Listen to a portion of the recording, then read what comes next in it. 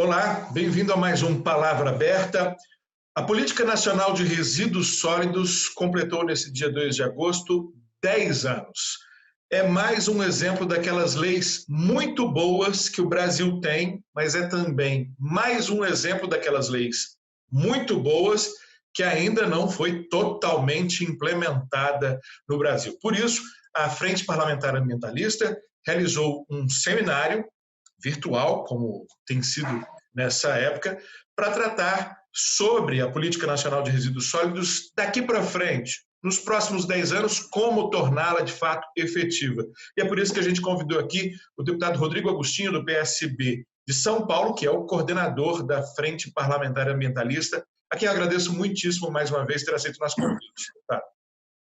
Eu que agradeço, Lincoln. Estou muito feliz de poder estar falando com vocês e ainda mais sobre um tema tão relevante. O problema do lixo é um problema mal resolvido no Brasil e a Política Nacional de Resíduos Sólidos veio justamente com essa meta ambiciosa de acabar com os lixões e trazer uma política mais clara para esse setor em todo o país.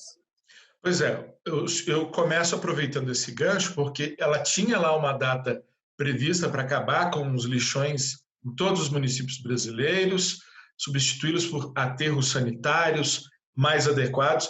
Mas aqui mesmo em Brasília, aqui mesmo no Distrito Federal, que tínhamos um dos maiores lixões do mundo, a quilômetros do centro do poder, o prazo foi estourado, não se extinguiu o lixão naquele prazo previsto na lei, né? Foi preciso prorrogações aí. Algumas cidades ainda não conseguiram resolver totalmente esse problema. Como é que está a situação no que diz respeito... A gente vai tratar de outros temas da Política Nacional de Resíduos Sólidos, mas em relação a esse, que é talvez um dos grandes dramas nacionais, a substituição dos lixões por aterros sanitários adequados.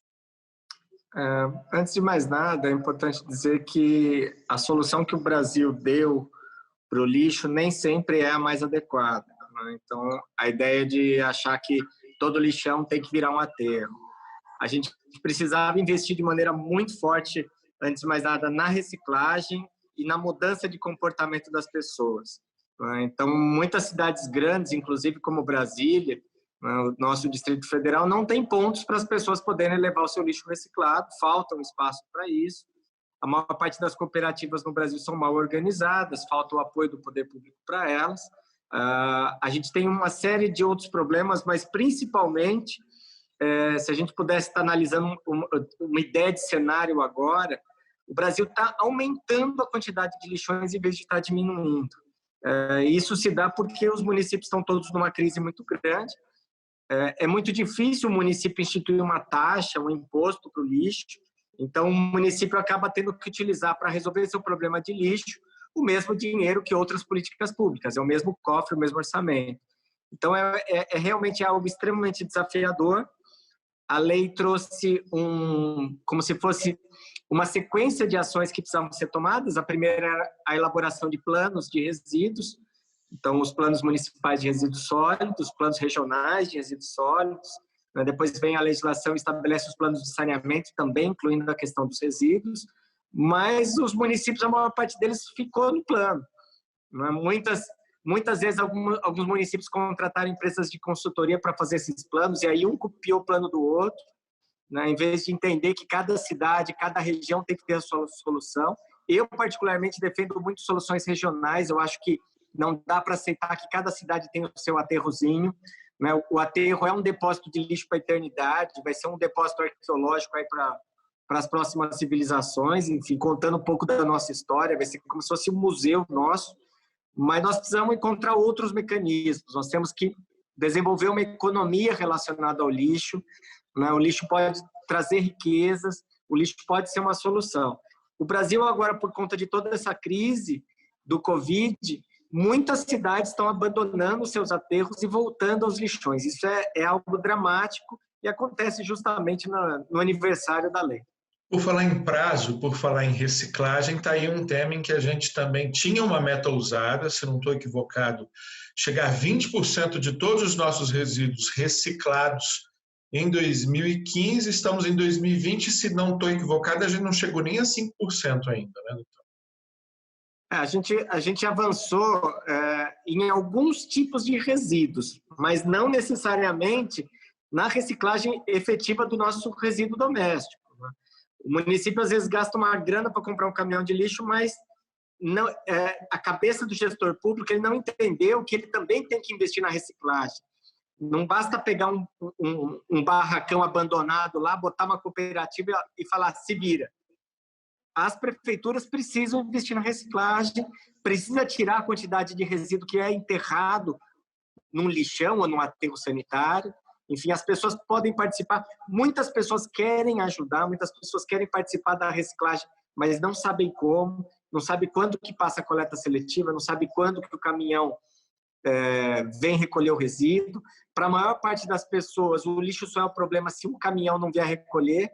Então, se não tiver coleta, é um problema, mas as pessoas não param para pensar que esse lixo vai parar em algum lugar e pode estar contaminando o rio, a nascente de um manancial de abastecimento de água, o subsolo, que fornece água para muitas cidades. Então, nós estamos diante de um problema realmente sério, é uma agenda urbana pesada, muitos municípios efetivamente não fazem porque não têm recursos, alguns municípios não fazem, alguns municípios maiores têm o dinheiro, mas falta vontade política, e muitas vezes muitos prefeitos caem também em conversa furada. Tá cheio de gente vendendo solução mágica, formas para resolver o problema do lixo, né? PPPs, coisas assim que na teoria funcionariam, mas na prática a gente tem visto que o que precisa realmente é de investimento sério, com bons projetos, alicerçados em um bom plano de resíduos. Agora, deputado Rodrigo Agostinho, uma das inovações trazidas pela Lei 12.305, o Plano Nacional de Resíduos Sólidos, é essa responsabilização mais coletiva, né, da questão do lixo, não só a responsabilidade do poder público, é também do poder público e de quem tem os contratos de coleta e gerenciamento, mas é a responsabilidade do fabricante, do importador, do distribuidor, comerciante, nossa, do consumidor, que avançou, né? Algumas cadeias de logística reversa estão, digamos assim, bem resolvidas, mas parece que a maior parte delas ainda não, né? Eu já fui a lugares que vendem pilha, por exemplo, levando as minhas pilhas, e os caras não sabem que são obrigados a receber as pilhas, já que eles vendem.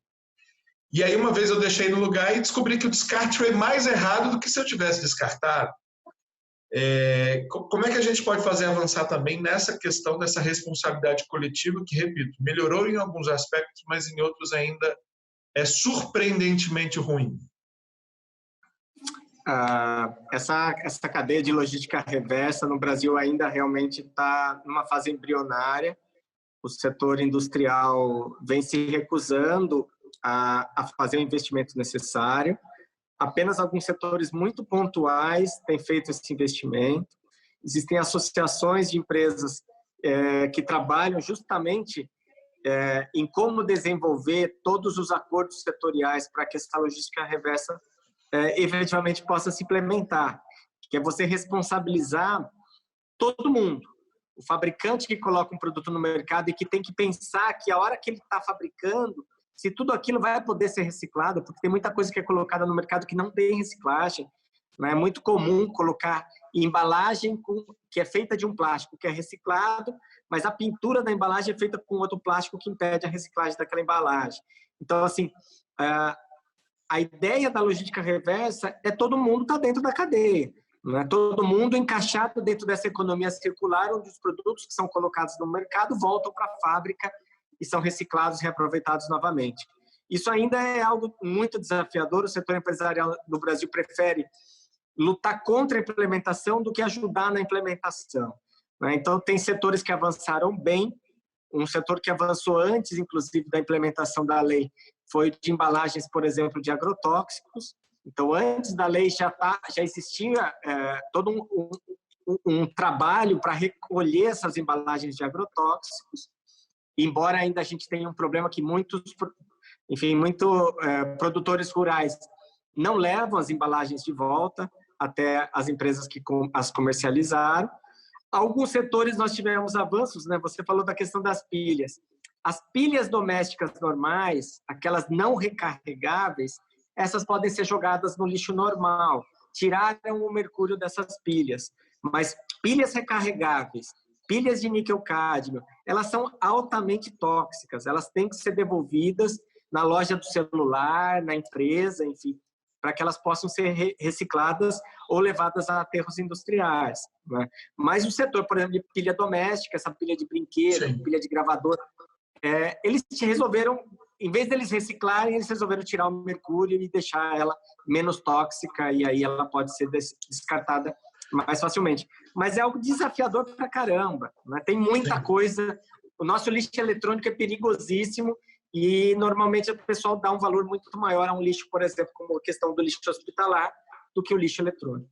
Para a gente concluir, falar um pouco de perspectiva para esses próximos 10 anos, que foi o mote do seminário feito pela Frente Parlamentar Ambientalista, o que o senhor espera e me diga se a gente não está aí andando na direção de termos a questão do lixo como algo que nos denigre internacionalmente e, consequentemente, nos prejudica do ponto de vista econômico, como já está acontecendo com a Amazônia, né? O Brasil está sob uma pressão enorme por não estar cuidando adequadamente da Amazônia, e aí teve muita gente que acabou virando ambientalista ou ganhando consciência por causa dessa pressão econômica. A Europa e alguns países da Ásia já começam a falar de lixo zero, né? Reciclagem total, cadeias muito eficazes de reversão, e a gente ainda patinando aqui em aterro sanitário, coisa que a gente já devia estar fazendo com a utilização do biogás dos aterros, também não sai do papel. Qual é a perspectiva que o senhor está vendo? Nós vamos fazer pelo amor ou só vamos fazer pela dor, quando realmente foi insuportável? Nós precisamos que os governos estaduais e o governo federal ajudem os municípios. Sozinho, municípios pequenos da Amazônia, do Nordeste, do Centro-Oeste não vão ter recursos para a implementação da política nacional. Então, isso é algo que ficou manco na política nacional, que é justamente quem paga a conta. Como é que a gente pode avançar nisso? Foi aprovada agora recentemente a nova Política Nacional de Saneamento, que pode ser que ajude em algumas regiões do país. Então, acredito que algumas regiões do país, com investimento privado pesado, isso possa se encontrar uma solução, principalmente para as capitais, para as cidades maiores, os centros metropolitanos, que têm aí algo desafiador. Mas o Brasil ainda realmente, como você disse, está numa situação ainda muito embrionária, né? Em muitos países já está sendo implementado o fim do plástico de uso único, que é o fim do descartável, né? Então, mesmo países em desenvolvimento como Índia e África do Sul já aprovaram legislações sobre isso, impedindo a fabricação de descartáveis. No Brasil, a indústria de descartáveis é muito grande e não vem deixando, né? Vem exercendo uma pressão muito grande para que o Congresso não vote o PL 612, que é o projeto de lei que trata justamente dessa questão do lixo único no Brasil. Nós precisamos avançar nisso, nós temos que reduzir os descartáveis, a gente precisa criar uma cultura nas pessoas da reciclagem, a gente precisa que o poder público municipal, aquele que detém, enfim, o controle dos contratos de resíduos sólidos, que eles possam ter os recursos necessários para poder fazer a política avançar. Senão a gente vai ver cidades pequenas sendo multadas porque tem um lixão, o prefeito não vai tirar dinheiro da saúde e da educação para botar no lixo e vai ficar aquilo lá do mesmo jeito. Deputado Rodrigo Agostinho, mais uma vez, muitíssimo obrigado pela sua participação aqui conosco no Palavra Aberta. Parabéns pela atuação à frente da Frente Parlamentar Ambientalista. Falamos muito de um dos R's, né, da reciclagem, mas precisamos falar também de redução, reutilização e etc. Mas isso fica para outros programas. Mais uma vez, nosso agradecimento. Eu que agradeço, Lincoln. É um prazer falar com Palavra Aberta e dizer que nós temos um grande desafio pela frente e para que esses R's todos possam ser implementados, nós vamos precisar de mudança de comportamento. As pessoas precisam olhar o lixo com outros olhos. Um abraço a todos vocês. Valeu. Isso aí, e obrigado a você também que nos acompanhou nessa edição do Programa Aberta, seja pela TV Câmara, pela Rádio Câmara, ou pelas redes sociais. Fique ligado, dê também a sua contribuição nesse processo e até mais.